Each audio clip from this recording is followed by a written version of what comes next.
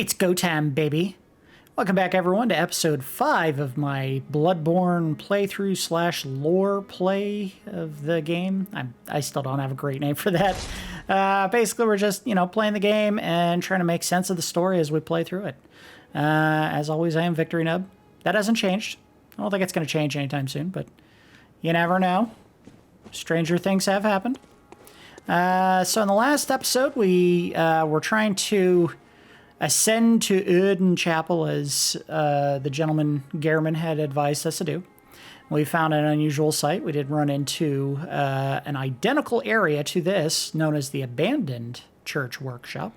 So it appears that at some point, Gehrman had actually been running a workshop of his own, and possibly because of some differences in the way that things were turning out from his attempts at controlling the Beast Scourge and the Healing Church's desire to have things wrapped up in a more succinct or maybe even more clandestine manner. They hired Ludwig to come in and start running the hunters, and Gehrman's shop was abandoned.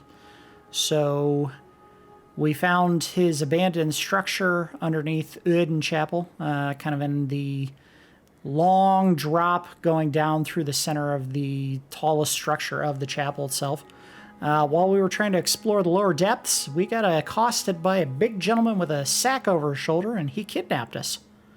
And ended up taking us to Yahar'gul, the Unseen Village, which was very much empty, but very much had carriages lining the streets that were presumably being used to kidnap other people and bring them there. And we also found a note or two that mentioned something about some rituals that were going on.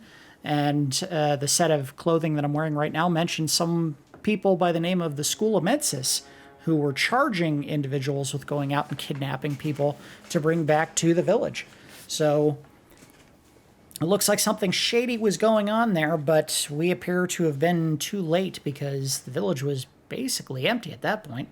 And then we fought a very strange-looking beast known as the Dark Beast Parl, and that beast was so far gone from what we usually see in beasts that it may have been the subject of years and years of neglect because he was rotting to pieces at that point.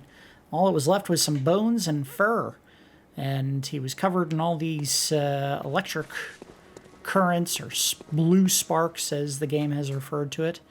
But we did manage to beat him, and then we found a passage back into Old Yharnam. The possibility that the kidnapped victims that Yahar'gul was going after were, in fact, people from Old Yharnam, but we don't know that for certain. So we got a little bit of backtracking to do here. We want to go back to Urn Chapel and find out what exactly we missed down in the lowest parts of the chapel out on the streets before we got kidnapped by the Snatcher. And then we have a new area that we're going to go into, hopefully to make some more sense about why so many people in this game are obsessed with eyes. Hopefully we'll get that answer that we're looking for by going down there, but sorry, I'm poking around. I thought I heard some heavy breathing earlier, and I don't know if it was me or the doll, maybe Gehrman. I was trying to track it down here. Don't see it, but I see something interesting in the corner that we hadn't seen before. At least I don't remember seeing it. It's a note. To escape this dreadful hunter's dream, halt the source of the spreading scourge of beasts, lest the night carry on forever. So someone, and I think we know who that someone might be, since notes don't just mysteriously appear out of thin air, at least not in the real world, is telling us that we want to escape this dreadful hunter's dream. I mean, if you wander around, it seems kind of idyllic. You have a gentle chanting in the background by a female voice, some soft strings playing. There's lots of pretty flowers in the ground. And, I mean, hard to imagine that this is a dreadful place, but the only person here who seems capable of leaving a note like this would be Gehrman.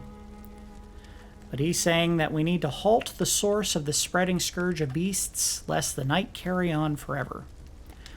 So now we have almost a more direct goal than we've had at any point in this game other than to track down Pale Blood and try to cure ourselves of an ailment. Someone wants us to end the Hunter's Dream. Very directly. Just left it in the corner where you could see it coming in here. Also, in the last episode, I think we noted that there was a statue that had a weird scar on its forehead, and look at that. Same scar on this one.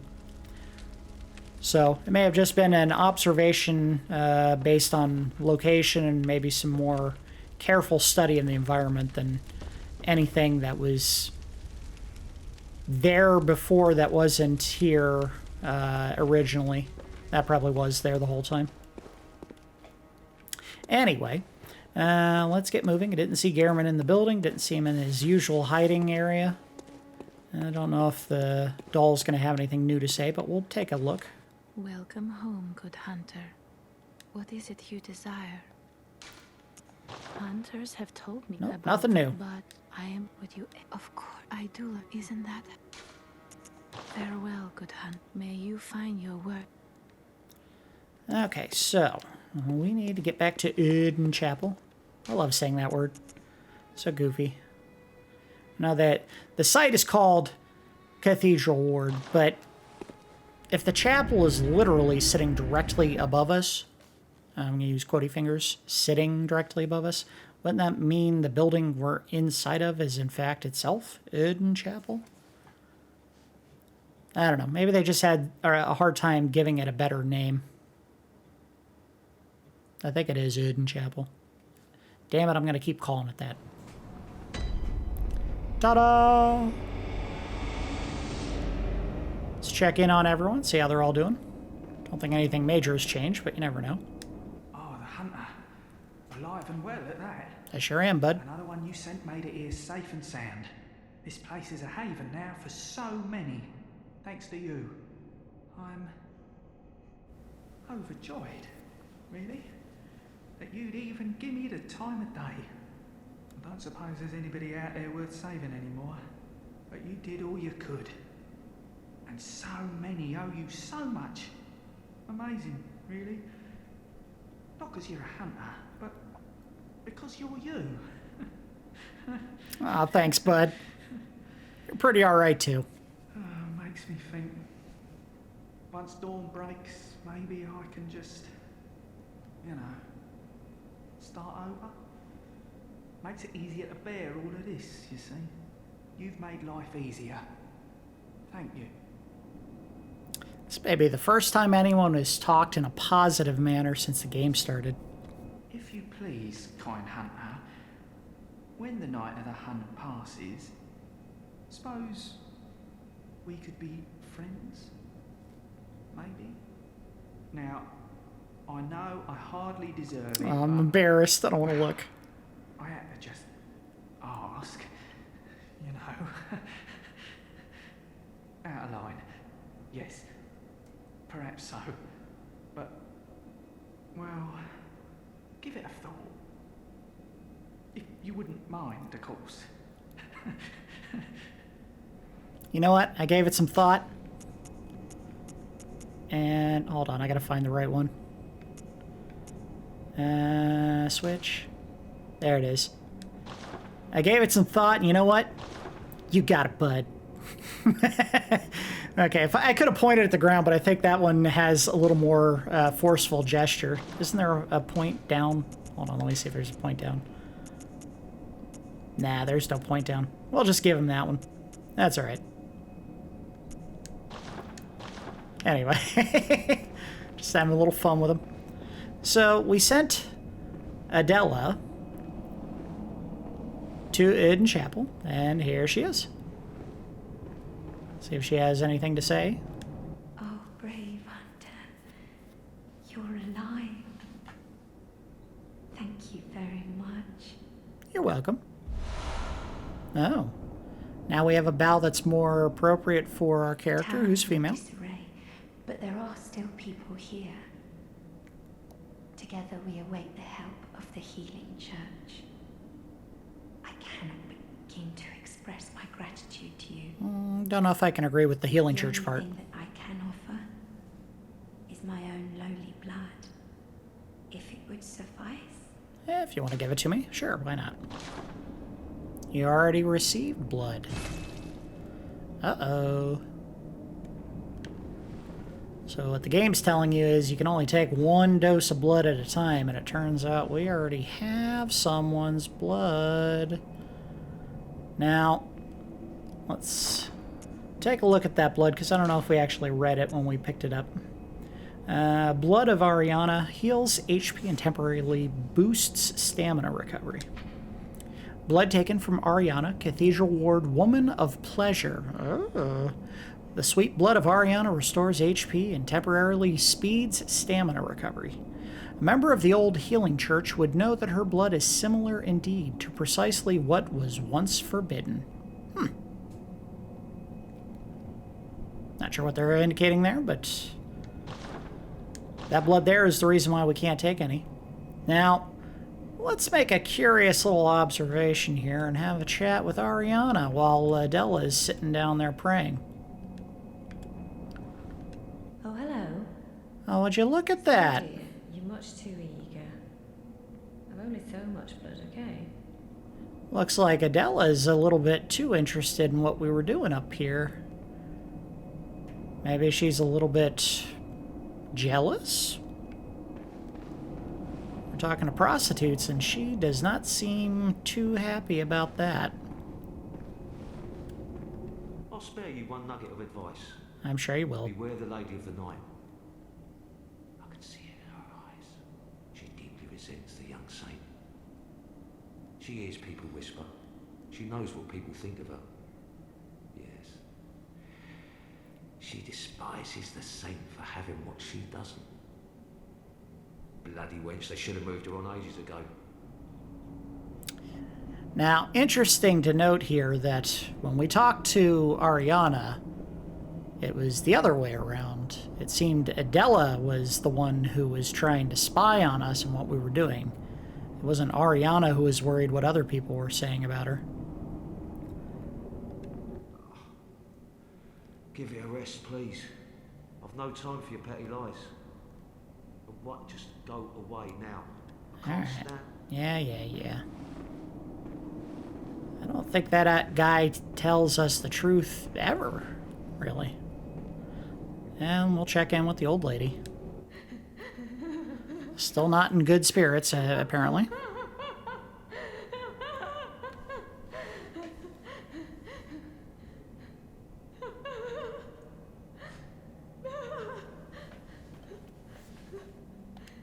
Alright, don't want to punish her, make her cry all day.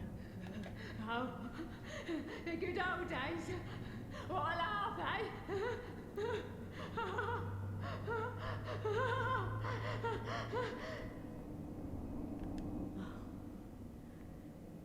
did we ever get into this mess?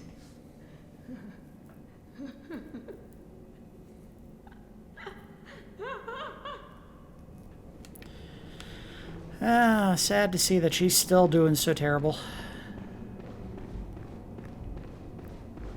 Anyway, moving on. We got some exploring to do.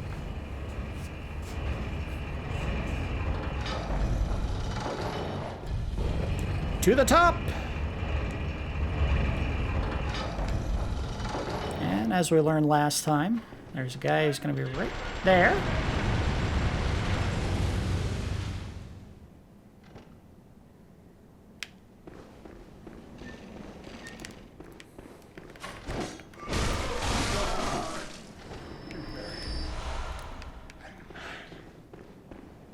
It's good to know there's an easy source of Quicksilver bullets if you ever run out. You can just come up here and get them right away. Pretty easy. Blood vials aren't too much harder to find either, it turns out. So as much fun as it would be to tussle with all those guys again, we actually just need to go straight down this way. Let's see if we can get this jump correct. Come on. There we go. Oh, there we go. Hopefully we can make the trip down safely. Not a guarantee. I don't think there's any guarantees in this game. But we did miss an item before, and let's see if we can't get it this time. Ah! Nice. That was not the way I thought it was going to go, but it doesn't matter. We just want to get to this. What you got? Messenger top hat. Stupid phone. I always forget to mute this thing. Alright, that shouldn't happen again. Sorry about that. And let's take a look at this item here. I believe it's a... Yep, there we go. Messenger top hat. A hat that messengers are oddly fond of. A nice top hat rounds out any Yarnum gentleman. The inhabitants of the stump appear to have an interest in adornment. Yada, yada, yada. So nothing terribly important there, but you never know. Sometimes there is some important stuff. Sometimes it's just random crap you can give to your messengers to make them happy. And honestly, it's more just cosmetic stuff for you if you're leaving messages for other people in the game. And... oh boy. This is a dangerous trap indeed. Let's not do that. Don't die! Oh, thank you. And one more dangerous trap right down here. Not as bad. And thankfully the beast we had to fight before is nowhere to be seen, so we don't have to worry about fighting him again. It's kind of a one-off. He was there specifically to give us that beast rune that we found and do nothing else of any significance. A night of curses. A night to remember. Will you say, friend? So it's important to note that the later in the evening we get, the more frenzied and borderline insane some of these people in their houses are becoming. That is going to continue as we play further into the game and also later into the evening. One might say that the fact that so much of the hunt has gone on in this village, that the people are starting to lose their minds over this, the decaying state of the village. Rumpled hat, sweaty clothes. Let's get rid of him before we try to read that stuff safely. Away from monsters that would do us harm. Although I'm starting to hear something up ahead. Look at who we got here. And thankfully, I don't think they're going to attack us. They're just going to keep moving. Alright, so let's read the Rumpled Hat. Which, by the way, very low defense. Kind of like the doll clothing. This is more just kind of a expository item. Gives you information. You're not really meant to wear these. Common Yarnum cap, well worn and losing its shape. Let's see if these sweaty clothes say anything different. Probably not. Common Yarnum clothing, well worn and damp with sweat. So yeah, nothing of significance on those. And while I think it would be amusing to run around in that kind of garb, we'll probably leave that for now. Nothing terribly special about that clothing. Uh-oh. Hello, pup. Come on down. You missed. You buddies can come down? No?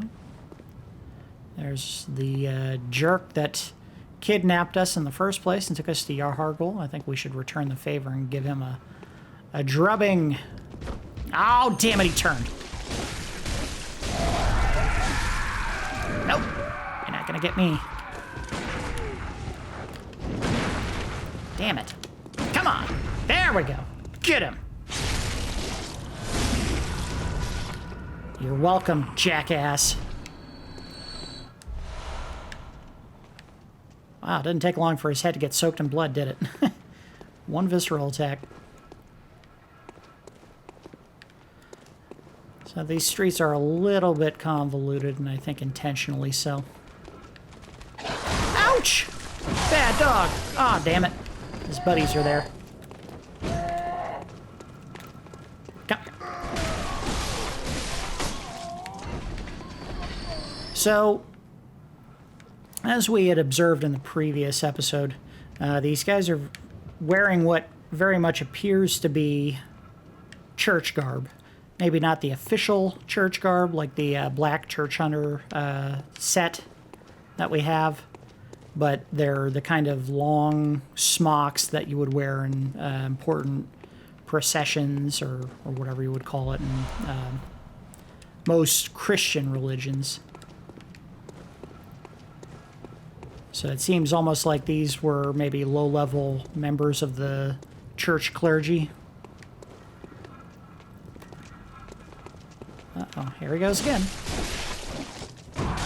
Also important to note, even though these guys are what appears to be members of the church, they're not using hunter equipment. They're just using, you know, whatever they happen to have handy. Pitchforks, torches, you know, nothing specifically designed for hunting beasts.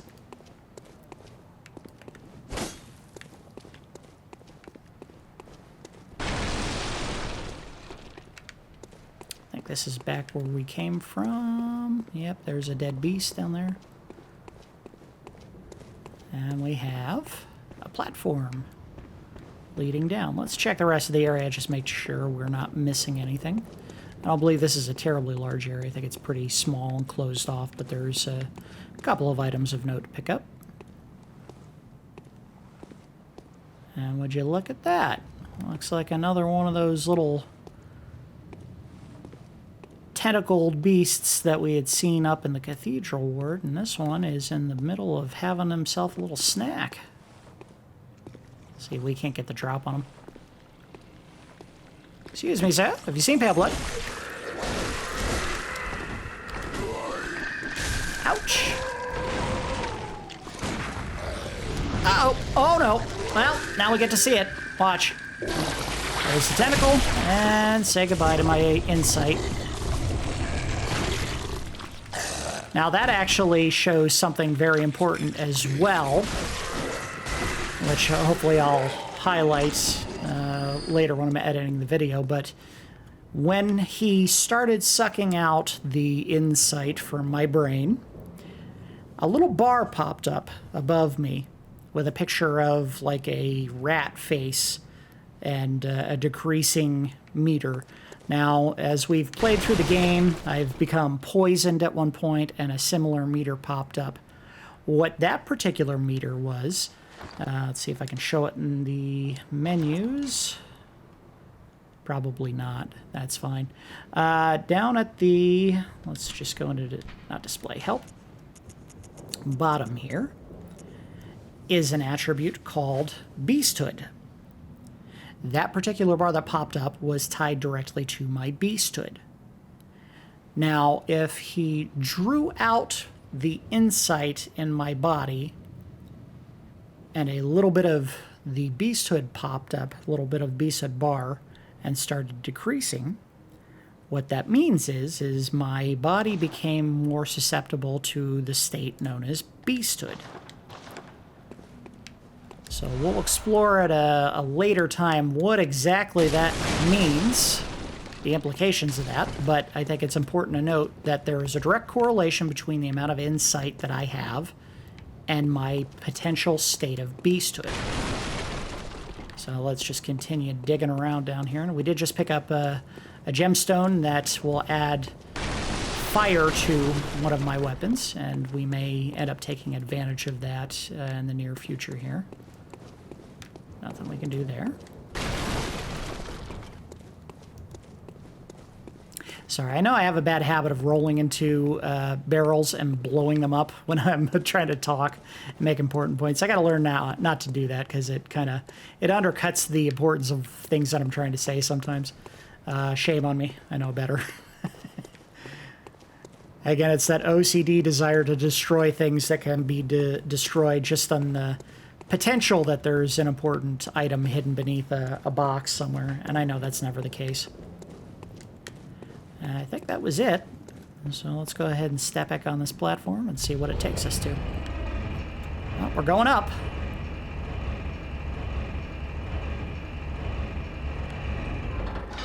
Bing! Bum.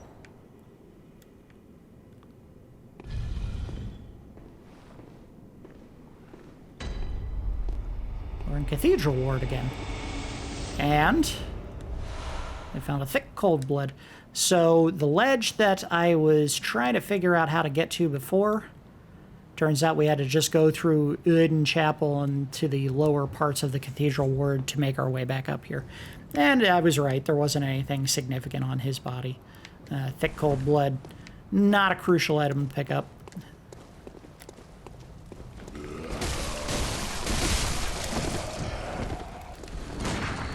Haha, I shot you. Come on. This is what you get. Watch me get ganked by someone from behind. Yoink. Spike up, because there is another one of these bad guys down here. And hopefully we won't have to worry about it, but since we've made some progress in the game, I believe a Snatcher is now parked right there. So the reason for that is, if somehow you never make your way up to Urn Chapel, there is a Snatcher here who can help take you to Yahar'gul if you somehow manage to avoid them. And since these guys are so hard-hitting, they pretty much expect you to lose the fight no matter where it occurs. And it appears that the guy that you would normally see parked right outside of Urn Chapel here has gone away so that you would be focused more on avoiding that fight. And if I'm not mistaken, once we step inside, he'll just kind of turn around and walk away. If not, I'm going to have to go out here and deal with him. Yeah, he's not coming in. That's fine. I don't think anything's changed since the last time we were down here. But there is one thing I want to try to do. I believe there is a way up into the upper part of the chapel here, and let's see if we can't figure it out. It may require us to turn around and face back the other way while we're going up here. So instead of facing that way, we're going to face this way. Yep, there it is. All right. So we will go back down this way again and hold against the wall. There we go. And let's go back this way.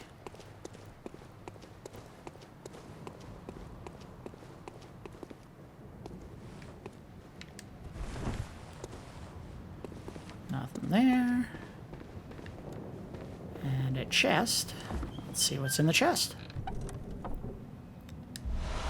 Formless Urn. And it's another rune. So let's take a look at that rune and see what it has to say. One of the Urn runes. Higher Quicksilver Bullet Max. A secret symbol left by Caryll, runesmith of Byrgenwerth. The Great One Urn, lacking form, exists only in voice and is symbolized by this rune. Those who memorize it enjoy a larger supply of Quicksilver bullets. Human or no, the oozing blood is a medium of the highest grade, and the essence of the formless Great One, Urn. Both Urn and his inadvertent worshippers surreptitiously seek the precious blood. So we're starting to get more and more details we're playing into the game of these Great Ones, and in this case, they're actually telling us about one specific one named Urn, who apparently has no form and only exists in voice. So apparently, the people who come to this chapel and worship are not worshiping blood or Lawrence, they're apparently worshiping a Great One. And apparently part of that worship is also involving blood, as they mention here, that the oozing blood is a medium of the highest grade and the essence of Urn.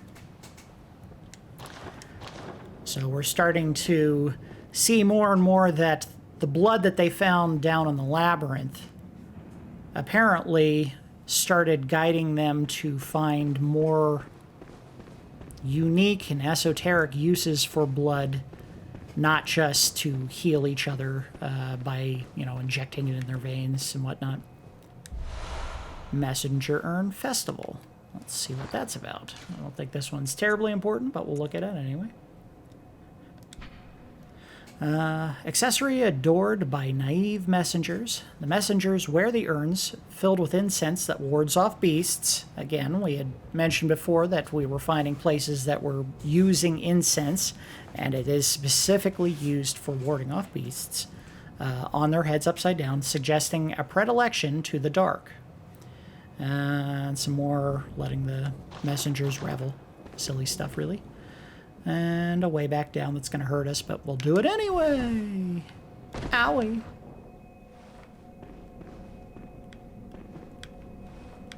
Alright, just to save a blood vial, we're going to head back to the Hunter's Tree. Also, we're going to take advantage of the fact that you can move to different lamps by going to the Hunter's Stream and then picking a grave.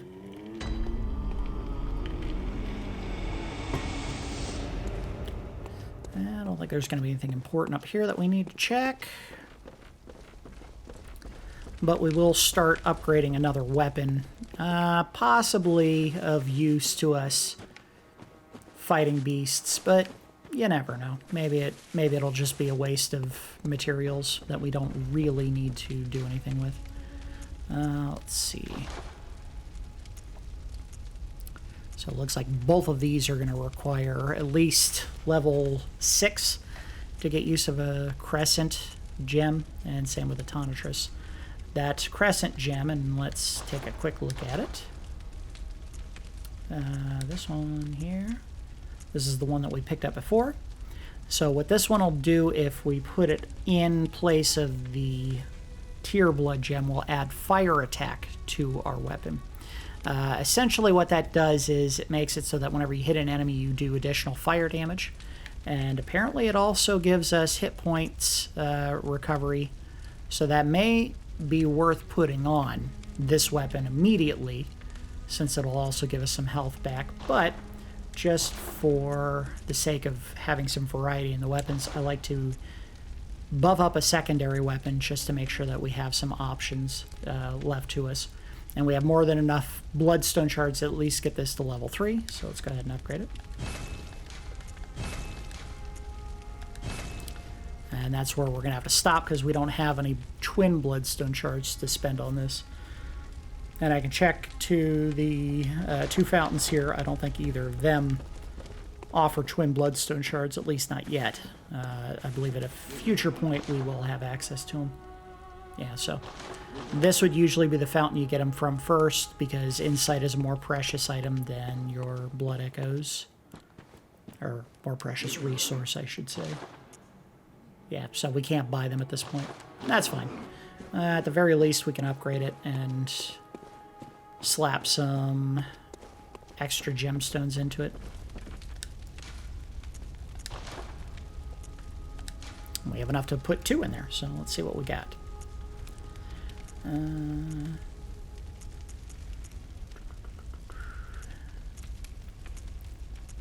So we do a physical attack up and a physical attack up with some health recovery. That's always nice. It's not going to be as effective a weapon as the other one. The big difference here between the Saw Spear and the Saw Cleaver, I believe the attack from both of them is pretty much identical, but the Saw Spear benefits more from using the, I believe it's skill stat in the game. Let's see what they call it. Yeah, skill stat. So the way that the stats work is strength is more for weapons that hit hard but are kind of slower swinging, and skill are more for weapons that swing faster but do less damage with each hit. We're kind of trending towards strength because the Saw Cleaver that we were using is more of a strength-based weapon. Doesn't really matter which one you upgrade. Again, the game gives you more than enough opportunity to do damage with pretty much any weapon in the game, so it's more of a balance preference. You know, do you prefer hitting faster but doing a little more or a little less damage, or do you want a weapon that's slow but when you hit it hits hard? That's how they make the weapons in most of these From Software style games. So let's head back to the Grand Cathedral. All the way at the top of the hill. We're going to go out and we're going to take a left and then a right. And by that, I don't mean we're just going to turn left and then immediately turn around and walk right. That would be stupid. No, we want to go down to where we went in, was it last episode or 2 episodes ago? I think it was 2 episodes ago. Back down to where the 2 hunters that were wearing clothing just like this were hiding. The one that kept cowering in the corner and shooting at us with a shotgun. We're going to go back down there. Not a shotgun, a blunderbuss, rather. Don't turn. Don't turn. I turn. Gotcha. Ow!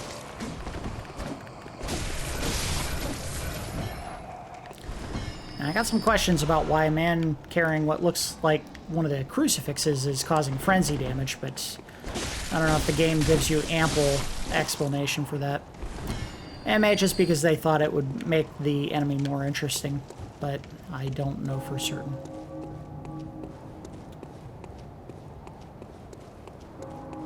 I would also like to believe whenever you hear the bell toll, it means that the evening is progressing, but they do a better job explaining that with the visual change in the environment where you can actually see the sky darken and the moon rising. I don't know if we'd ever come up here.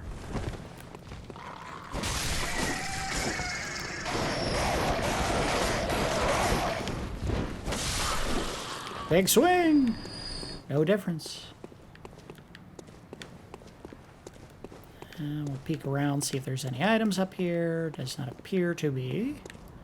So let's try to jump to the ledge. Nope, I missed. I was worried if I jumped too late, I might go over both of the railings here and then go down that pit, and then I would have died.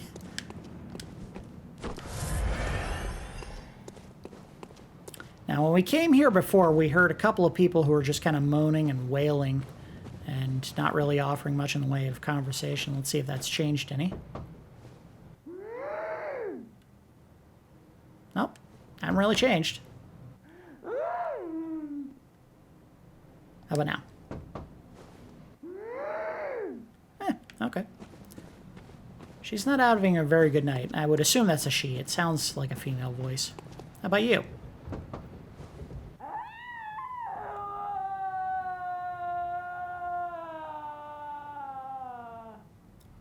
I gotta be honest, I'm not really into modern pop, but the new Ariana Grande song doesn't sound great.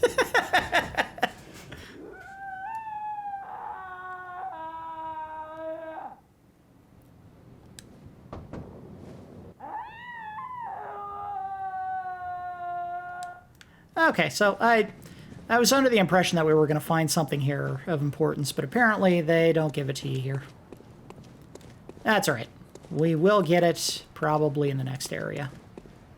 Someone's going to have the item we're looking for, even if they don't have it down there. Or perhaps that was my thinly veiled way of hiding the fact that I wanted to hear them wail some more. I don't know. I guess we'll never know. Yet again, if I hadn't pointed it out many times in the past, eyes covered, hands open and up to the sky. If they're doing that at all in some cases. The big statue up there, just covering the eyes, not looking up. Always the eyes. So we had not come this way previously.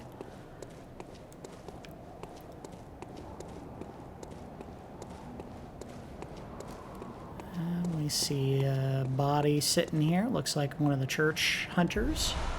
Bloodshot Eyeball. Let's take a look at that. Material used in a holy chalice ritual. An exquisite eyeball removed quickly after death, or perhaps even before. Used to unlock the seal of the old labyrinth hintertombs. So, as we had mentioned before in the previous episode, there were a couple of women who were skittering about in the jails of Yahar Ghul, and one of the things that they kept trying to do was sneak up behind me, grab me, and then use their little melon baller tool to scoop out my eyeball. One of the reasons that they were doing that was, in fact, to gather Holy Chalice ritual materials. Apparently, getting into some of the lower parts of the labyrinth required special materials. In this case, it was a Bloodshot Eyeball. So, apparently, doing the rituals that were required to get into the labyrinth required more than just some blood that was gathered and maybe some unsavory manners. While I don't think it is necessarily the only way that they were gathering ritual blood, the proximity of it to that large flayed beast down in Old Yarnum would lend to the understanding, or possibly the belief, that maybe the beasts themselves were being captured and mutilated for their blood so that some rituals could be performed. We don't know for certain. Some more bold hunter marks. Always a useful item to have if you're in an emergency and you need to get out of there. Or if you just don't want to make the long walk back to a lantern. Sorry, I just want to make sure we don't miss anything. That's why I'm doing this starting and stopping. So we're finding some interesting stuff here. A lot of graves that were seemingly thrown together hastily or possibly dug up and thrown aside.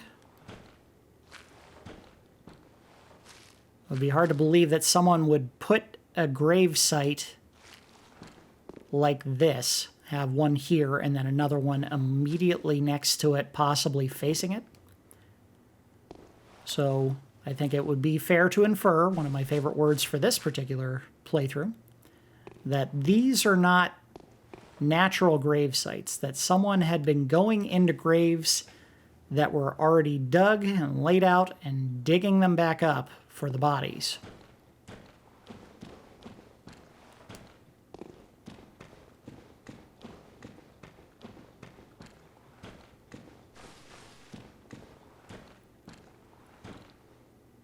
Here we'll find some more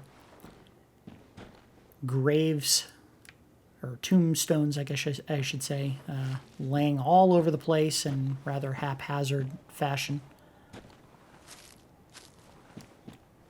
I gotta be careful here because there's gonna be a lot of people hiding in wait. Look, one of them sees us. A lot of gentlemen with guns, so I was worried about finding bullets before. I don't think I'm gonna have to worry about it much longer. Uh-oh, uh-oh, uh-oh. Oh, nope. Uh-oh. Come on. The closer you are to these guys, the more damage their bullets do. Oh, oh, come on. Ah! I want to make an interesting observation here, but I can't do it while I'm getting shot. Come on, guys. Let me in here.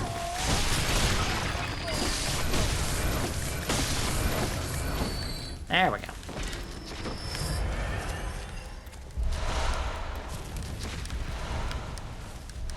Get some bullets. Bullets are good. We like bullets. We love bullets. Let me go take care of these two guys, and then we'll try to clean out that area. Hopefully with a safer set of circumstances.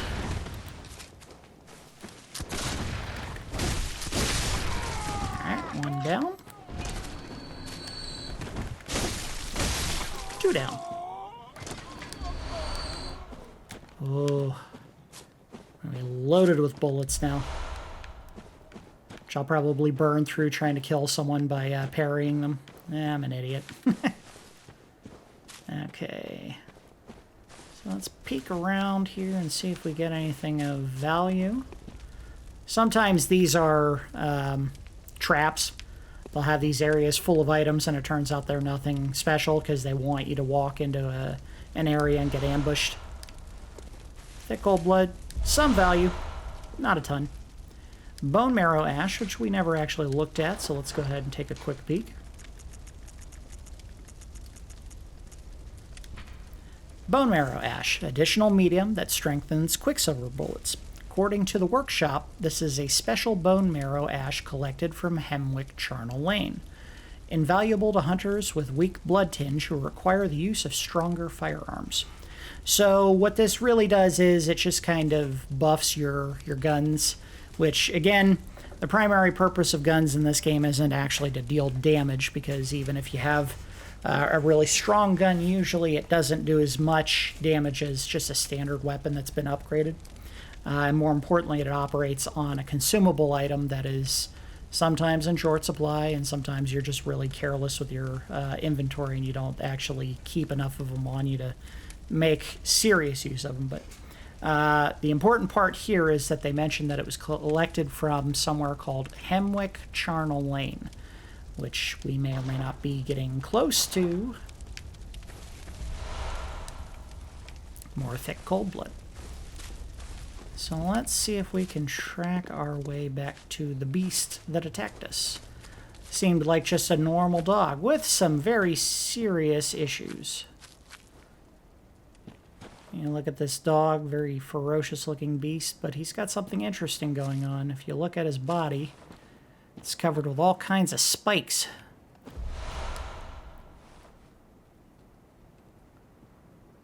You don't normally see dogs that look like this. There's a reason for that. It's not just a crazy design, but that's something that we'll probably see further down the road. But I think it's just important to note that for some reason, these dogs have had lots of spikes shoot out of their bodies. It doesn't look like they were buried into them. It looks like they burst out of the dogs. So we'll circle back to that at a later time. Let's just go kill a couple more of these gun-toting villagers. Like this one here. Another one of them dogs. Come on, pup. You and me. Let's leave the gun-toting guy away.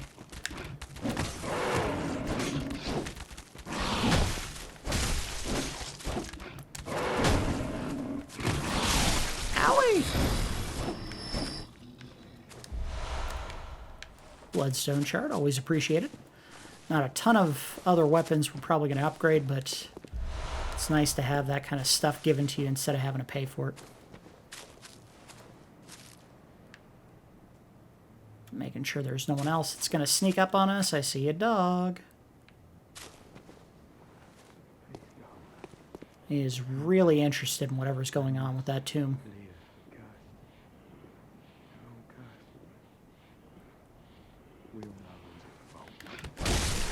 He's muttering something. I couldn't really make out what he was saying.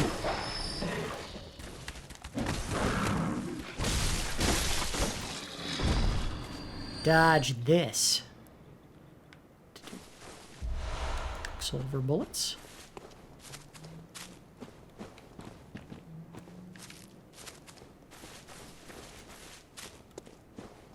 Another gun-wielding villager. Another dead body.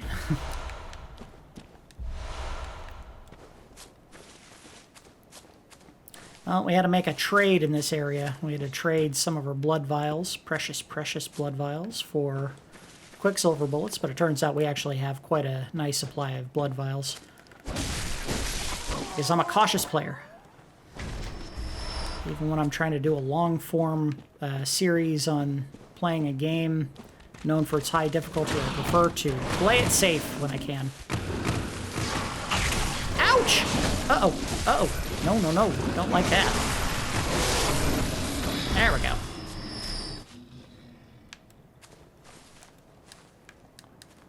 Yeah, I see you.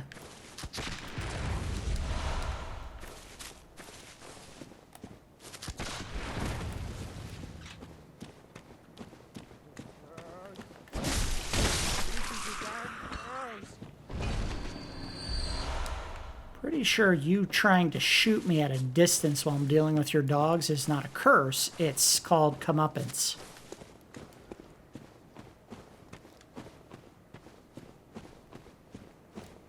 Or at least what happened to him was comeuppance. Alright, now we got enough to upgrade the saw spear a little bit.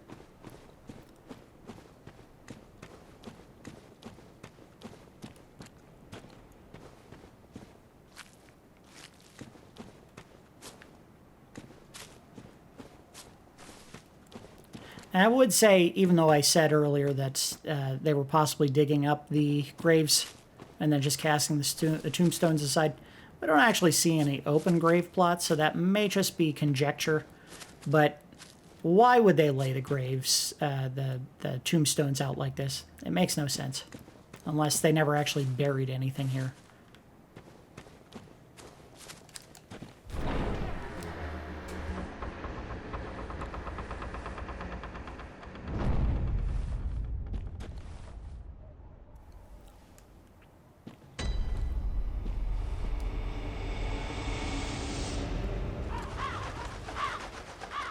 Caw, caw.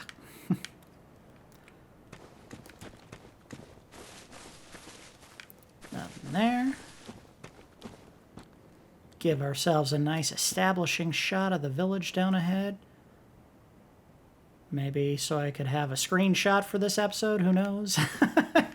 Unfortunately, I don't think there's any great cutscenes I can use for this particular area to supplement my intro image for the video. At least none that I remember. Some beautiful singing voices down the hill again. Seems we're never in short supply of those.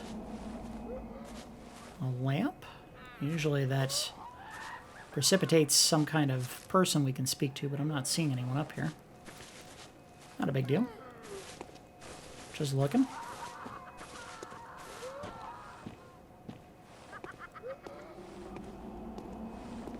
So now we're going to have a very unusual sight.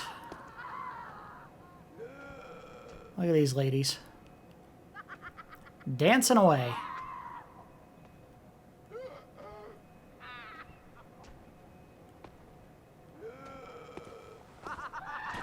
They do not have a great explanation for why they do that.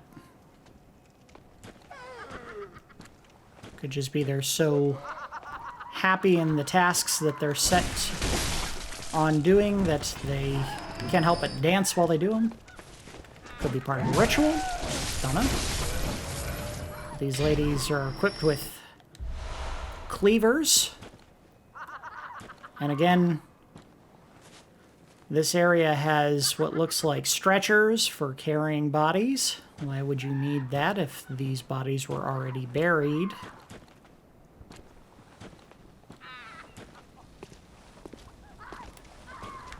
Uh-oh.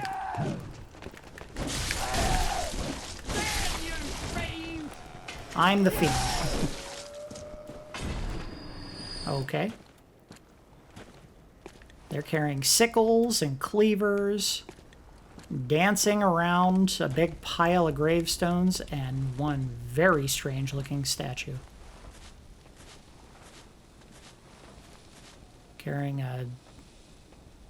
I don't even know what to call that. Like a hoe? But you can see that lady there has one as well, and it's kind of heated up. I don't know what that's for. Branding? Cleanly lopping off body parts, but there's also spikes in it.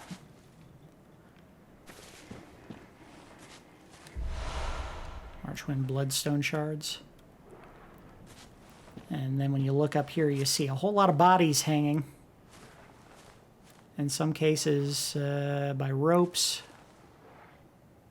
Thought I saw maybe a spike buried in one of them or a hook, but it might be my imagination.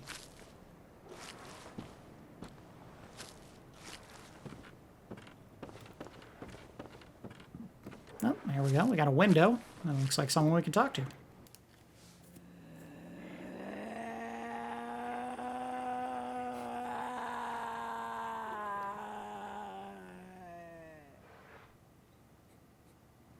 I know, lady. Mondays, right?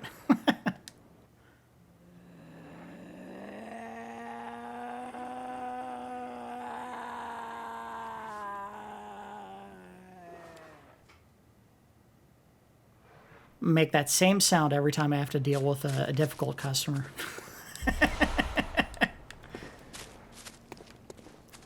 And this is going to form a shortcut that we will use later. But that lady apparently beyond the ability to just speak with words. In fact, a lot of these ladies seem to be just kind of enraptured or maybe caught up in some kind of mania.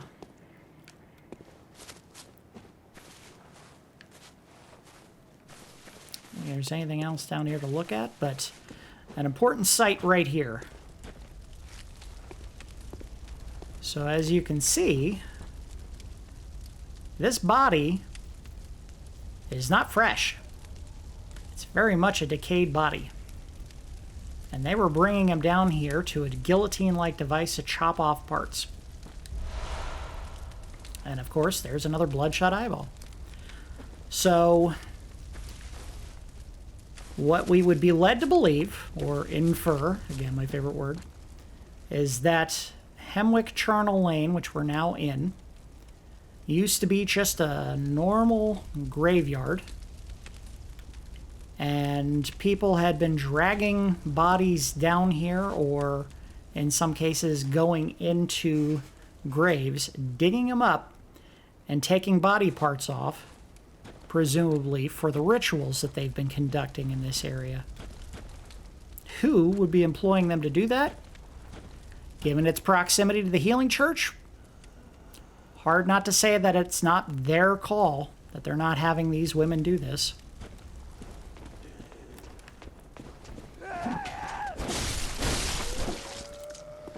And given their zeal for running over and attacking you, I think it would be safe to say that the fresher the parts that they can acquire, the more useful they are in some of these rituals. But we're getting into some really grotesque stuff here.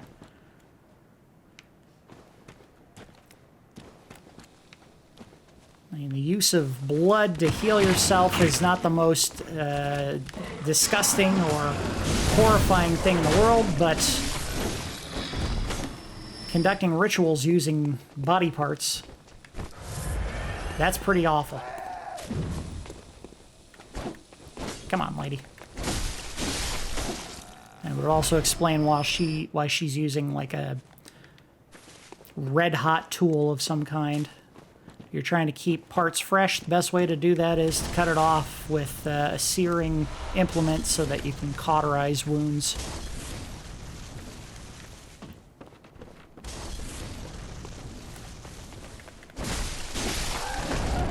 No more from you. Whoa, look at that mallet. Sounded like she said, go and die. No, you go and die.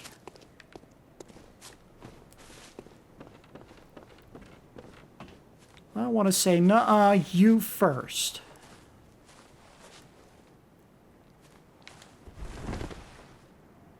Yeah, it's just a sewer pipe. Terrible placement. You just got human effluent dumping onto the graves laying out here.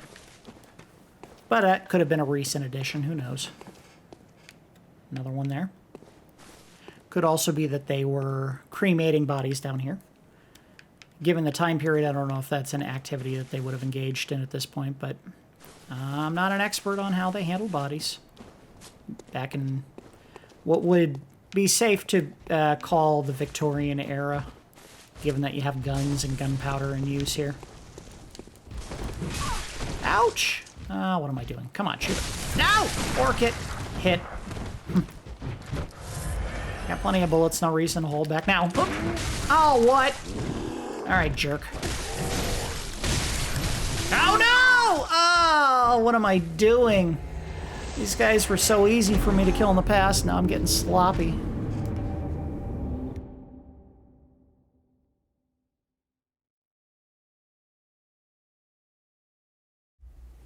At least we got a hunter's lantern up at the top here. So we're not going too much further. Fortunately, I think we were right around the corner from a shortcut that could have cut right past all of these ladies, so I didn't do myself any favors, but the good news is these episodes are usually on the longer side, and I think if we had just gone to the boss in this area, we may have ended up with a shorter episode this time. So in a way, me being a terrible player is a good thing.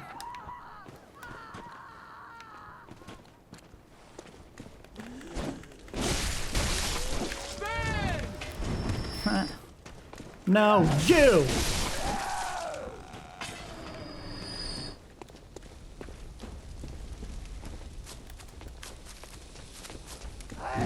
Big swing!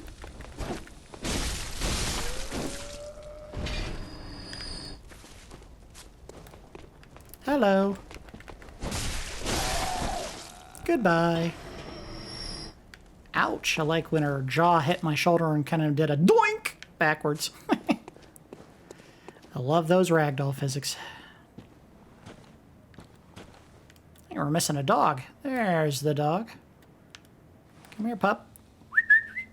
Come here. Maybe not your buddy with the searing implement.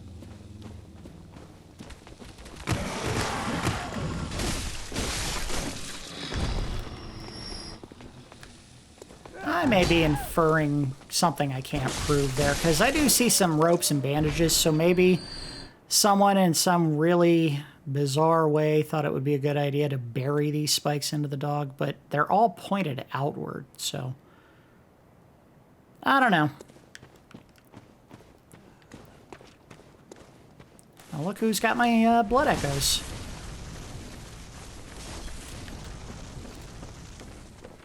And a lot of them, too. I want those back, lady. You gonna give them to me? Mallet hands ain't getting me yet. Come on. Ow! She shoved me. She gave me the old WWE style of using a heavy implement for a weapon. I loved it. I always loved it whenever someone would get a bat, and the first thing they would do with the bat was they would put their hand over the end and use the hand to hit someone. That's not how you use a bat. Or they would hold it flat and kind of give them a body check with the bat. And it's the goofiest thing. Why even bother at that point? Ah! Come on, get it! There we go. Ah, damn, I missed the shot. Come on, buddy. We're gonna do this! Oh, I missed. Didn't miss that. Get your blood back. There we go. There's something back this way. Sure is. So what we got? More bloodstone shards. I'll always like that. So that... Oh! Hello. That up here is a shortcut, but we're looking at it from the wrong direction. We'll get back to that shortly.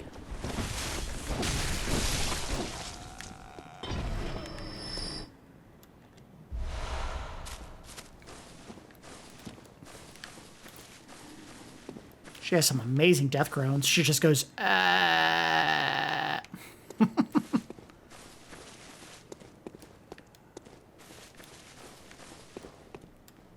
Nothing there. How about this way? How about this way? I hear someone down there, but let's see if we can't get the drop on him.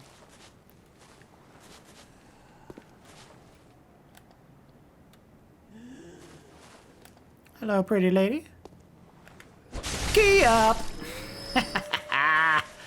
Oh, that was satisfying. You would think from the height that I dropped on her and the force of my body impacting her, I just decapitated her in one hit. I mean, the body's still attached, but let's be honest. That hit, that totally took her head off.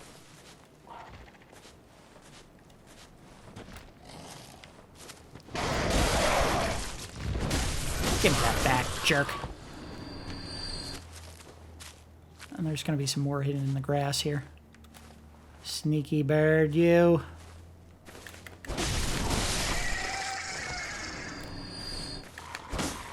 There. There's some more there.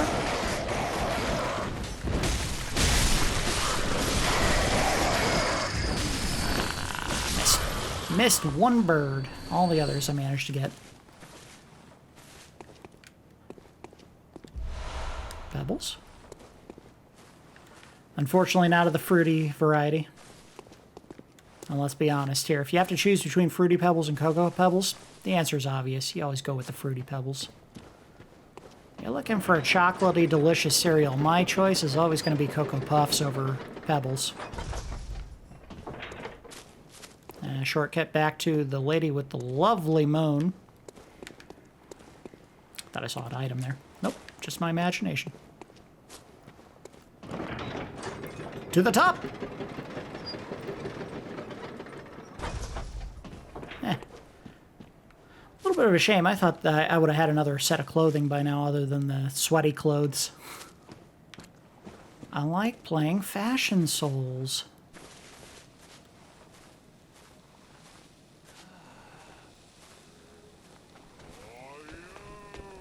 Oh! Thought I heard someone. She got a little bit too close to push me over the ledge. Little bit. And as you can see here, video game logic dictates that if you have a big pit, it's got to be bottomless. I have no idea why this town has bottomless pits. Or why this guy keeps saying, "Why?"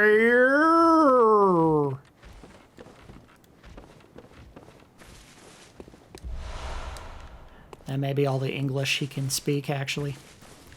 Hey, big and dumb. I'll hit you with brick. Sorry, buddy.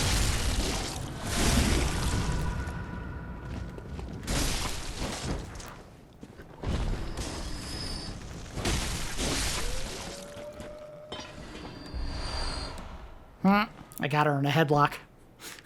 Give her the DDT!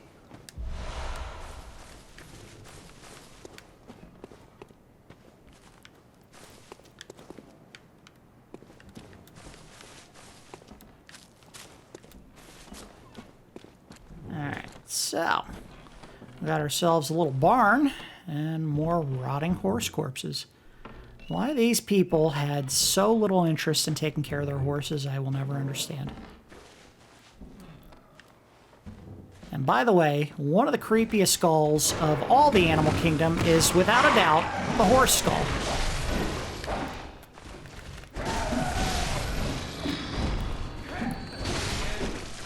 I think she tried to get the drop on me from up above. Hard to say, but she did appear out of nowhere, seemingly. Again, this game is not afraid of trying to set traps for you.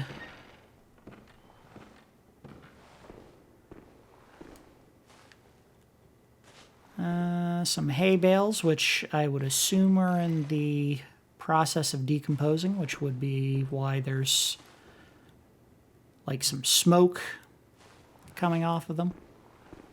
You leave piles of grass just laying around, they do tend to decompose.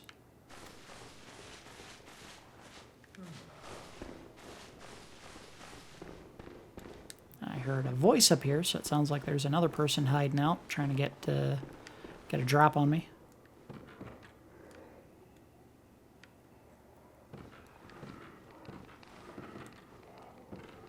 I see an Oogie Boogie! I probably missed it. Where'd he go? Where'd he go? Oh, he was right here.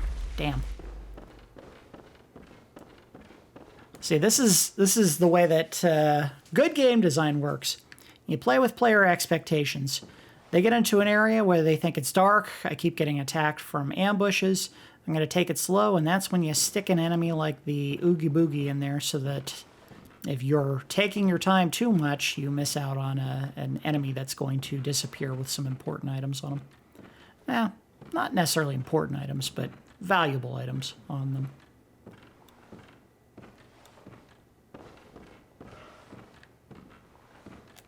Hello.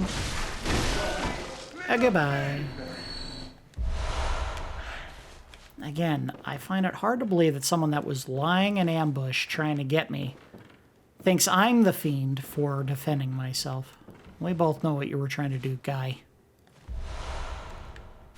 Adept Blood Gemstone. And another madman's knowledge. Don't know what occurred to him that was so important it actually split his skull open here. I don't know.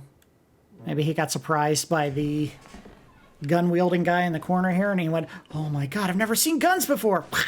Head explodes. Head explodes. Let's just drop in. Hey.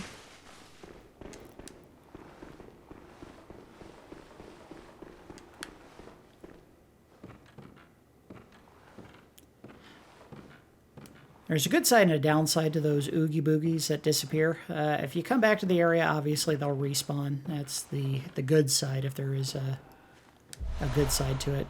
I don't think they ever permanently disappear until you actually kill them. But that does mean if you missed one, you have to come back into the area again and try to get them before they run off. Okay.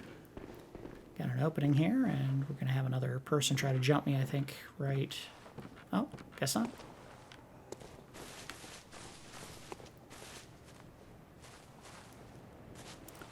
I don't think they know how thatching works. If the grass is actually alive and growing, that's not a good thatch job. Also, when you have shingles, I think you can stop doing the thatching. So this is one of the more devious traps in the game. If you go through here a little bit too fast, she'll give you one of those little checks, cross checks with her mallet and push you right off the edge.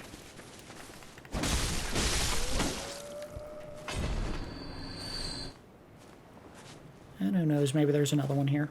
But, nope.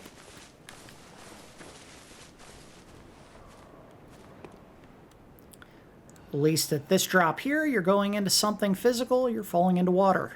But that does kill you if you fall in.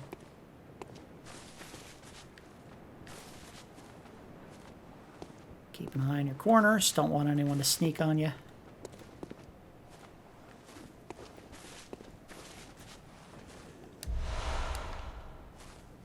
Uh-oh, big boy. Come and get it, buddy. And someone just committed suicide off a ledge. Aw, what? I want to redo. Come on. How did that not stun you? They're starting to narrow the windows on me.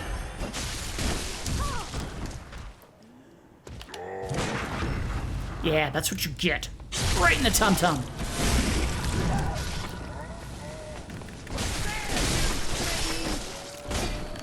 Of the two enemies here, the ladies, the one with the searing weapon is definitely the more dangerous, so if you got a choice between the two, always go for her first. Nothing there.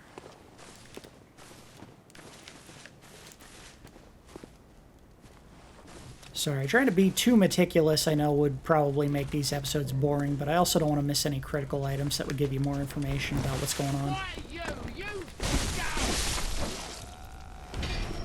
You notice yet again she tried to go for the grab. The eyeball gathering is definitely part of their practices here. Maybe not as directly as the little bent over ladies that we found in the jail. The Pojin jail. Gotcha. What you got? Twin bloodstone shards.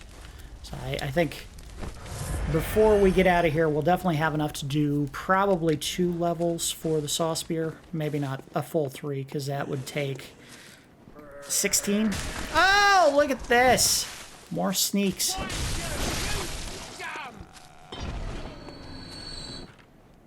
don't know what she said, but to my ears it sounded like, why you dumb. She's got me there. I am dumb. I don't know what to say. Now the decomposing appears to be coming from the bodies, not the hay. So clearly some of these bodies are more fresh than others. Cannot imagine how awful a stench that would be.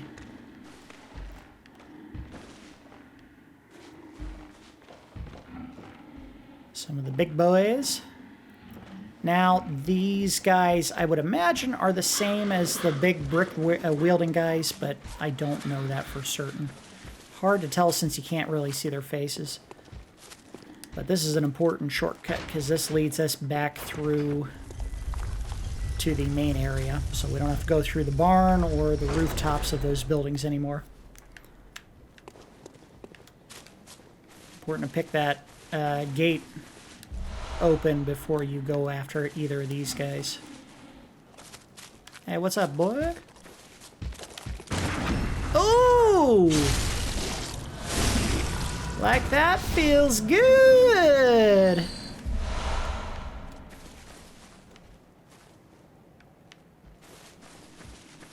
Let's give it to this guy, too. He wants some, I'll give it to him. Come on. Come here. Ah, he got me. We'll call it a draw. Didn't get me this time.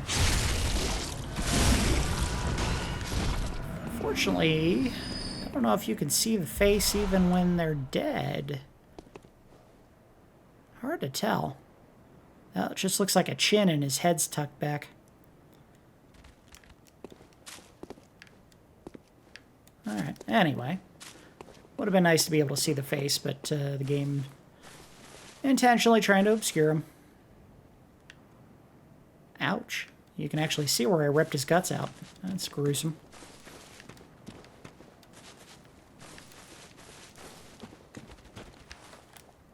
I hear a doggy. See if we can't get the doggy to attack. There's quite a few dogs in this area, so you want to try to draw them out one at a time if you can.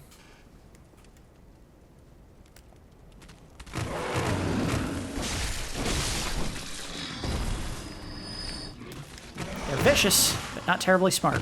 And there are the others. They're down below. 2 of them. Got 1. Got 2.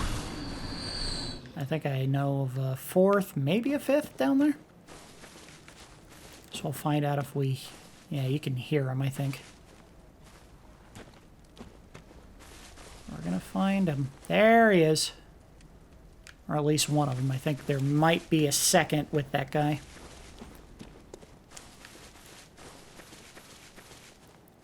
I think it's time for a face-off. It's high noon.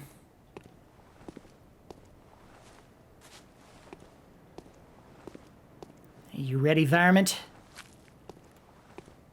I've got my gun. What was it that Kurt Russell said? Skin that smoke wagon and go to work. Are you gonna do something? You're just gonna sit there and bleed.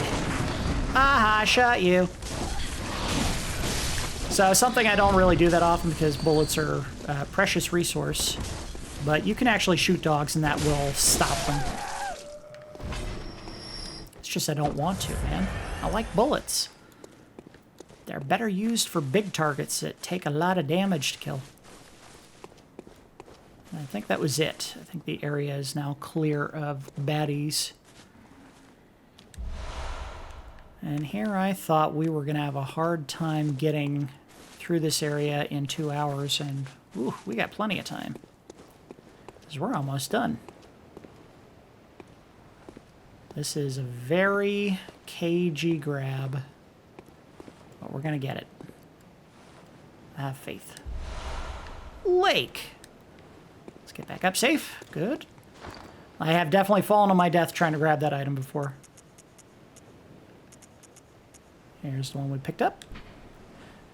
Lake, a Kerith rune that transcribes inhuman sounds. This transcription of the Great One's inhuman voices ripples like a watery reflection. This rune means lake, and those who memorize it enjoy reduced physical damage.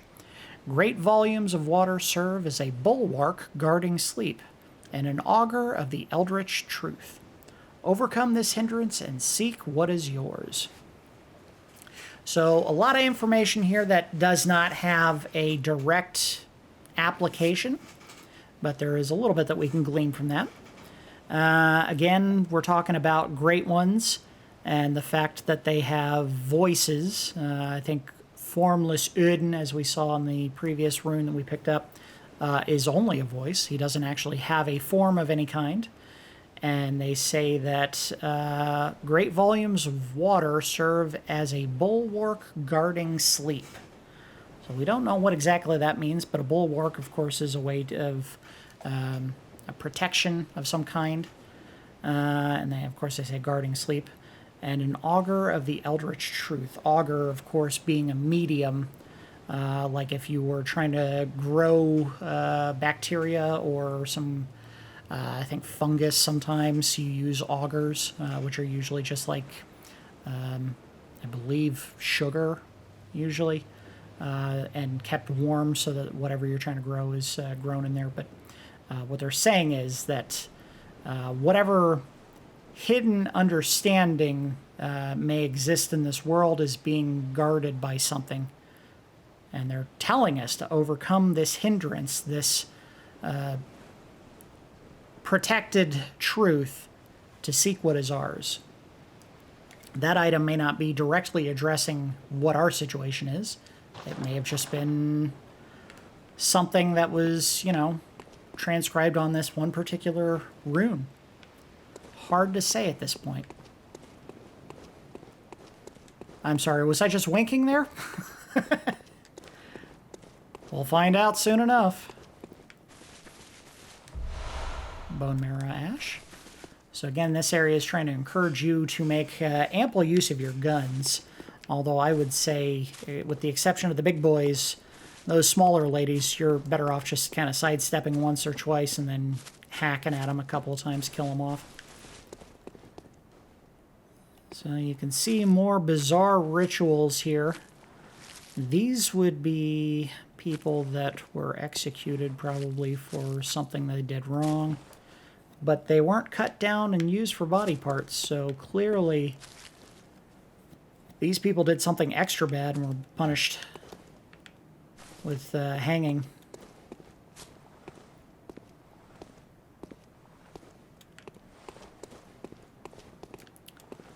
It's an interesting pillar there.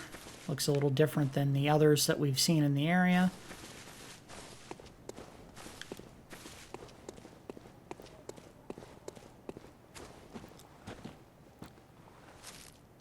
There's a guy who's going to come down the hill here. Or maybe a lady, I can't remember which. Or maybe neither. Oh, they're there. And there's the guy I was thinking of, hidden.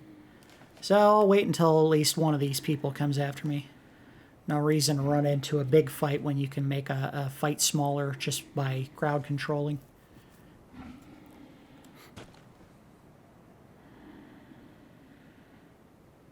Come on, anytime now. Nope, she decided she didn't want any. She didn't want any. I can speak. What's the matter with me? Come on. I know you want it. I can see it. I can see it in your eyes. You see something you want and you're gonna come get it. Rawr! Ah, crap. I couldn't get them to come separately. So here comes the big boy and the ladies. But we'll get this, I think these two out of the way and then deal with the big boy. Oh, three of them. Alright, come on. How about you? Damn it! Come on. Really did not want to waste my blood vials on these ladies. Ah, well. She didn't have any, did she? Or was she? Here? No? She fell over here somewhere. Whatever. Hopefully the big boy will give me some. Be really cool. Be a cool bro move. Give me some blood.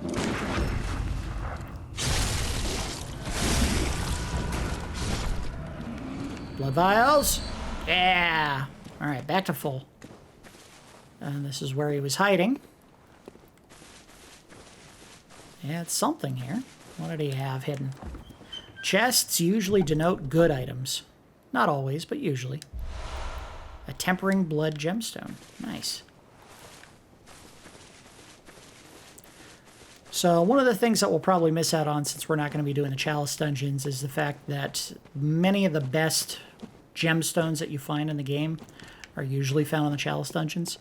As much fun as it would be to probably do all of those dungeons, and again, as I had mentioned in previous episodes, sit through some of the most boring, repetitive areas in the entire game, I think I'll spare everyone that laborious task. If we do it at all, we'll do it as one short episode. Ah, no you don't! Oogie boogie! Thank you for the twin bloodstone shards. Another madman's knowledge. Again, you seemingly find these near areas of great importance or profound discoveries, and I think we're going to make one very soon here. All right, I think we're good to go. Let's go down here and find out what's in this chamber.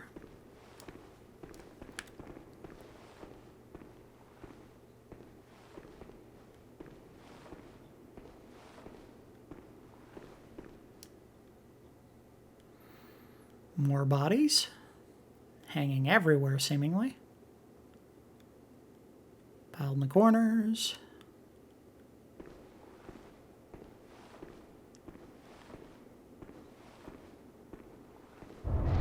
Uh-oh. A beast! A weapon-wielding beast. And he's really getting licks in on me. Alright, stop messing with him. He's not our target. We're after the Witch of Hemwick, supposedly. And he did not seem to have any value for the health bar, so let's see where our enemy actually is. Not here. How about here? I can't seem to find her anywhere.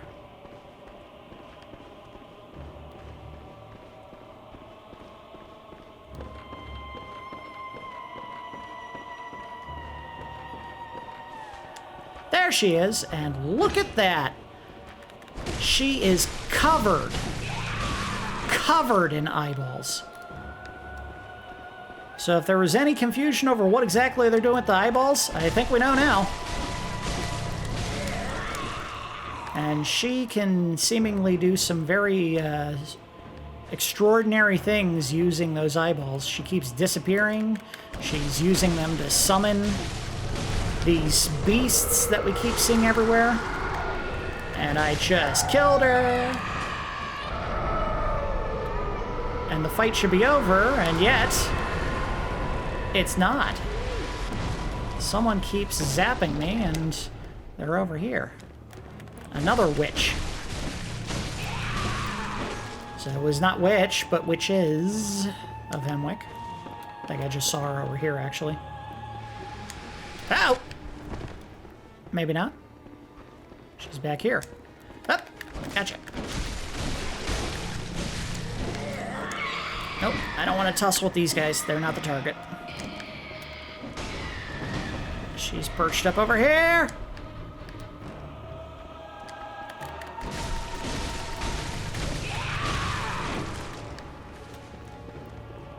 So if you turn fast enough, you can sometimes see them appear and then disappear, because they're not quite as fast as they think they are. Alright, so I killed one, but another one seems to be alive again. And the reason for that is if you don't kill them fast enough, they will revive other witches. But that's the second one, and the fight's over. And we get a nice selection of Bloodshot Eyeballs as a result of that fight, so...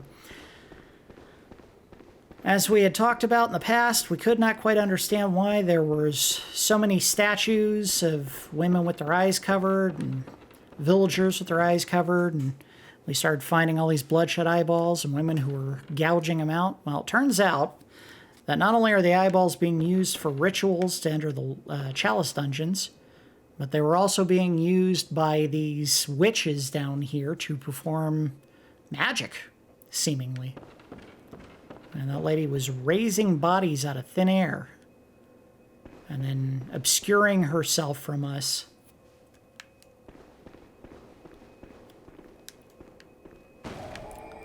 So they're doing some pretty awful things with those eyeballs, apparently. But that wasn't the only thing to find down here. And there's something very important that we have not been taking advantage of at this point in the game. See a gentleman inside here who has an item on his body. A chamber that has been left to crumble to pieces. And more importantly, if you look at him, he was clearly tied up and left to die, possibly murdered. Is that blood on the ground? It looks like blood on the ground, so he was probably killed by somebody, and you can see some blood staining his clothing as well. Rune Workshop Tool. So let's take a look at that. Rune Workshop Tool. Runesmith Caryll, student of Byrgenwerth, transcribed the inhuman utterings of the Great Ones into what are now called Caryll runes. The hunter who retrieves this workshop tool can etch Caryll runes into the mind to attain their wondrous strength. Provost Willem would have been proud of Caryll's runes, as they did not rely upon blood in any measure. So, we've been picking up a lot of runes, but not actually using them, and there was a very specific reason for that. According to what we're looking at right here, and what this item description tells us, is that the runes have to be physically branded, according to this item, onto your mind.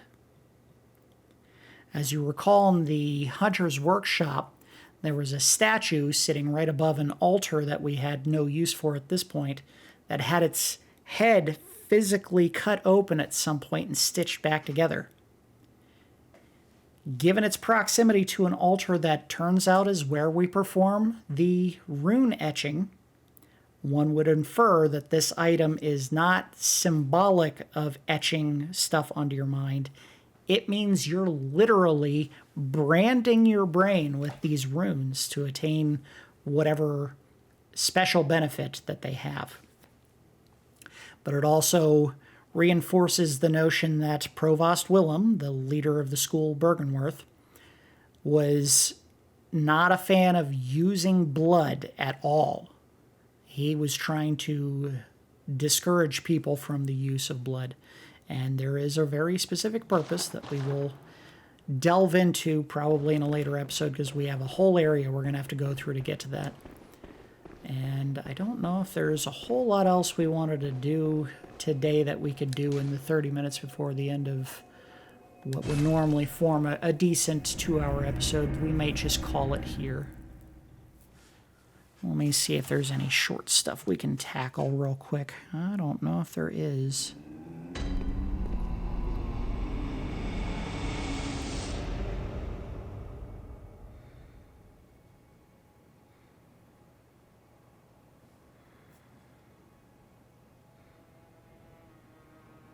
Nope, I don't think so. I think that would probably be a good spot to stop for today. So let's go ahead and do some upgrades and finally make use of that Caryll rune selection that we have. So we've got a whole lot of them we can actually use now. Memorize a Caryll rune to acquire its eldritch strength. Memorize, and yet we have what looked very much like a branding tool available to us. I don't think we're memorizing these exclusively. So we had looked at the runes and they had given some idea of what they were good for, but now we can actually see more specifically on the right side what they do. So if you use communion, you increase the number of vials of blood that you can carry. Formless Urn gives us a higher number of quicksilver bullets. The air rune allows us to get more blood echoes when we do our visceral attacks on enemies. Lake gives us a physical damage reduction of 3%. The moon rune allows us to get more blood echoes from killing enemies. And the beast rune gives us a temporary boost to transformation. Now, we actually have not gone into beast transformations as of yet, and I don't know if we actually have the means to do so here. I think we may have to find it in another place. It's a rune that we would equip in the 4th slot, the Oath Memories, I believe. So we can't do that at this time. But I think that item kind of is more expository at this point than of actual use in-game. But the ones that we know we want to use for certain are going to be Moon, Lake, And I would say the more useful between Formless Uden and Communion is going to be Communion.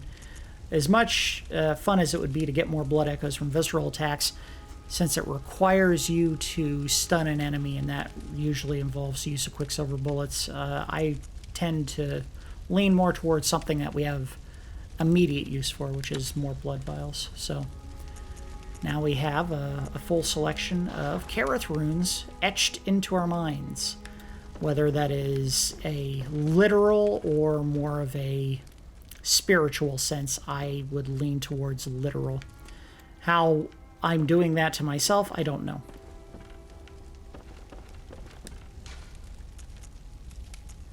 Again, this series is not without me jumping to conclusions based on information that we have, but why would it be shaped like a brand if you're not literally doing that to your brain? That just would not make sense.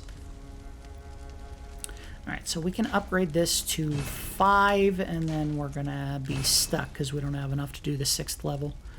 So we don't get to see the cool party trick with that fire rune, but I think we can actually get some benefit from Blood Jab fortification for this weapon. I think we picked up a couple more. Let's see if they're any better. This one is. We lose charge attacks up 0.4%, but I don't use those very often. I do, however, do physical attacks all the time. So let's see if there's any others that benefit us. Nope. Just this one. Small benefits are still benefits, and this is maybe the best gemstone that we'll find in this game without going into the Chalice Dungeons equipped here for basic increases to your physical attack. That is a fantastic gemstone, and it's not worth taking it off at all. Again, this would add a specific element of damage to our weapon, and we would lose all the benefits of the previous gemstones by putting it on, because as you can see, it reduces the benefit in physical attack from 42 to 0. This is a straight damage conversion to fire. In fact, as you can see, we lose all physical attack. It becomes purely fire attack. So this is not a good gem to put into the weapon unless you're taking off all the previous ones. In fact, I think you lose your health regeneration from these gemstones if you put it on the Fire Blood one as well. So that's why we want the Saw Spear. We get to the point where we can use that, and we can make that our fire weapon for the game. Everything's repaired. Let's go ahead and take a quick peek at the fountains. Make sure there's nothing special added to these yet. Don't think we picked up anything that would add to these pools, but here we go. So now, if you are doing the Chalice Dungeons, you actually have the means to purchase Bloodshot Eyeballs if you choose. And no special clothing to buy there at this point. How about you guys? Sound anything cool? Also, we can see how many extra items that we have stored for everything. Now, I was under the impression that I had far more blood vials stored than I actually do, which is concerning. I guess I've been using them more than I thought I had been. I thought I was scooping these things up like crazy, but apparently we're right on the edge of having not a full complement when we go out. That is something that you can always address by buying blood vials in this game, like you have the option to do here. But if you have the time and energy, you could always just go farm for them in areas of lower level, like at the very beginning of the game. Central Yharnam. Easy to go through there, kill some enemies, restock your supply of blood vials. There's no reason that you should ever be completely out of blood vials unless you're really bad at this game. At which point, come to YouTube. Watch me play it for you. Nothing special there. We haven't really looked at the shining coins yet. Might not be a bad idea to take a peek at the description here. Various coins that are particularly luminous. There are very few uses for spare change during the hunt, but these will serve as guides through the darkness. Or, wood can save them until the morning, if it ever comes. It's a nice way to say that basically actual currency in this game has no value to you. That's why everything is done in blood echoes, because at this point, you know, everyone's either barred themselves within their houses to try to hide from everything going on out in the streets, or they are engaged in the hunt and they're not interested in trading items with each other or bartering with money. Let's go turn off display, see if there's anything else new in the shops. Doesn't appear to be. We got Ludwig's rifle. I don't think there's anything special about that, but we'll go ahead and read the description here. A rifle typically used by healing church hunters. It is said that this rifle was employed by Ludwig, the first hunter of the church. Its long, heavy barrel makes up in range what it lacks in reload speed. Ludwig's rifle exhibits several departures from the workshop's design, suggesting that the church anticipated much larger inhuman beasts. Which, if we hadn't made it clear at this point in the game, the church knew what was going on with the blood. They knew that the use of the old blood was transforming people into beasts.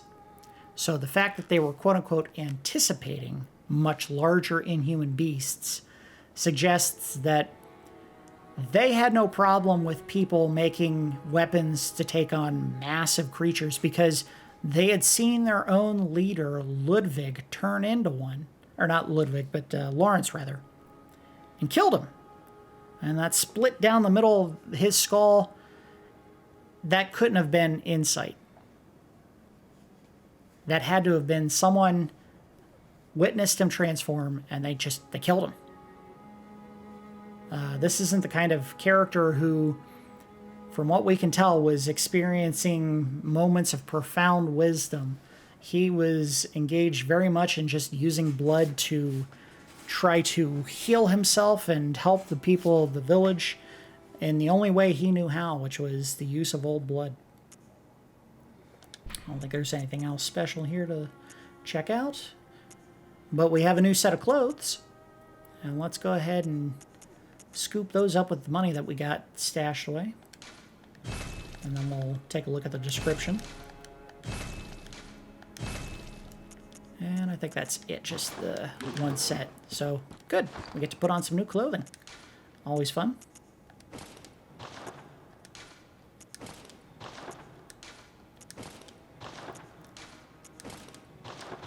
Look at that. It's a sharp look. I like that a lot. Let's actually read the description of it.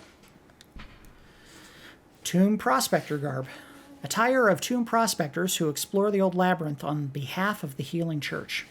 The Healing Church traces its roots to Byrgenwerth and is therefore aware of the ruins' true importance.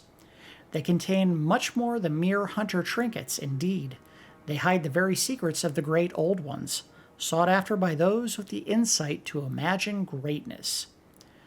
So, the Healing Church was going into the ruins of the old labyrinth, whether Byrgenwerth was aware of it or wanted it to continue or not. And they were going down there to find more about the great ones that we keep hearing about. And apparently they were capable of some ability to learn or gain insight. But we're going to find that there is a big difference between the people who are using blood and the people who are seeking insight by other means. We'll go into that probably at a later time. I don't know if we have what we need to try to break that down right now. But we will find that at a later time. We just haven't gotten to that point yet. But I think, well, let's see if we can't do a little bit of upgrading. Welcome home. What is it? I think we can gain one level Very with what we well. have at this point.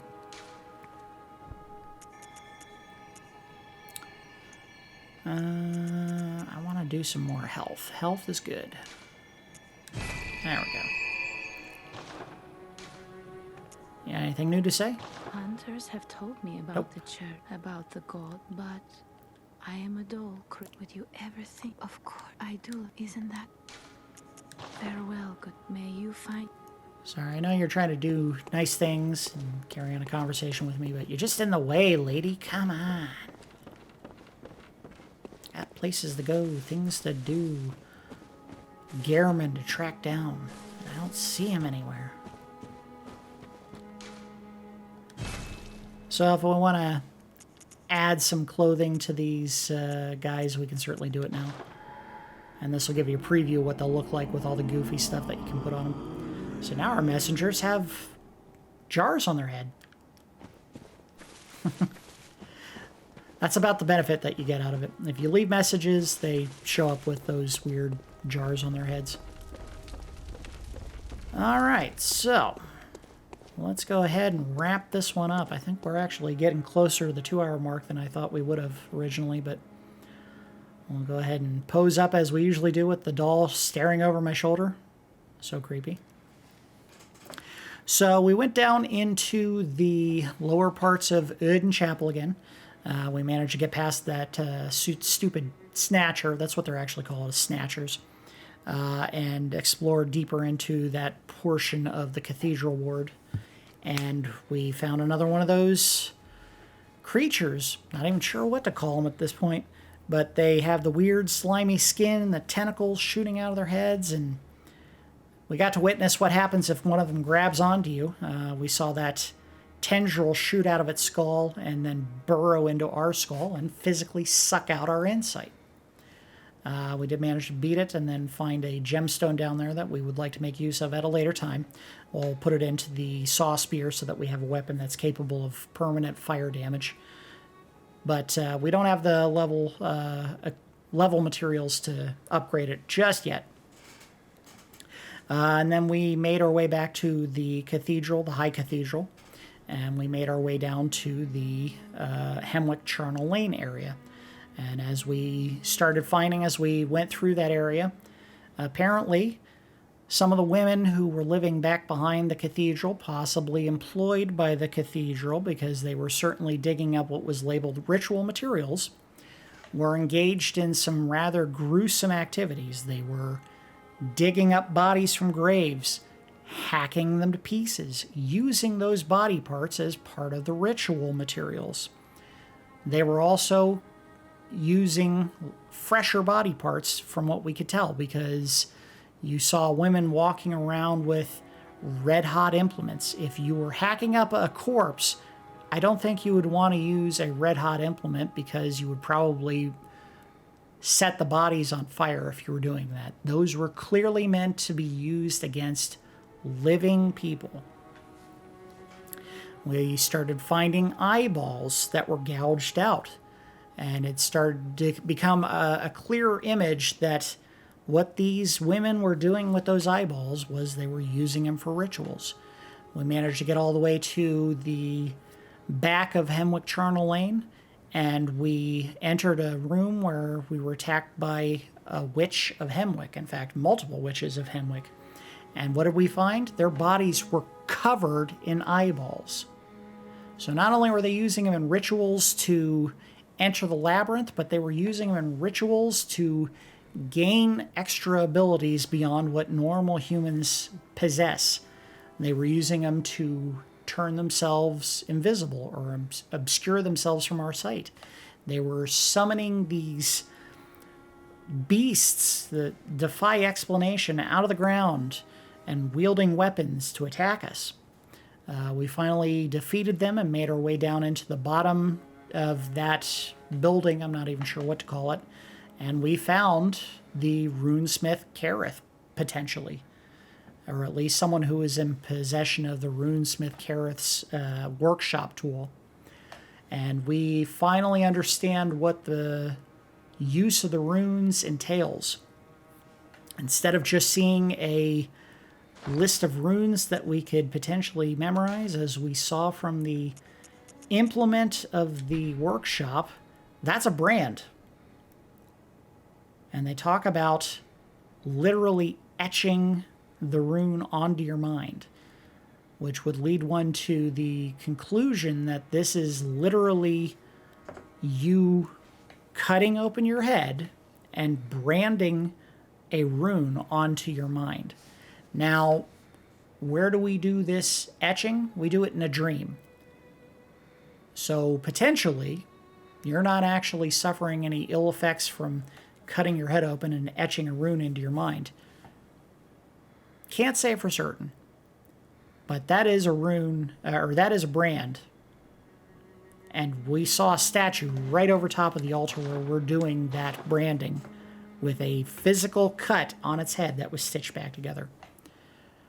Maybe I'm leaning too hard into that theory and there is no way to prove for certain that's what's happening, but that's just my belief. But that was everything that we accomplished in this episode. It took a little bit of a walk to get down there, but I think this would make a good, decent stopping point. So that's going to do it for episode 5 of our Bloodborne lore-specific playthrough of the game. As always, I do appreciate everyone watching, and I will see you next time.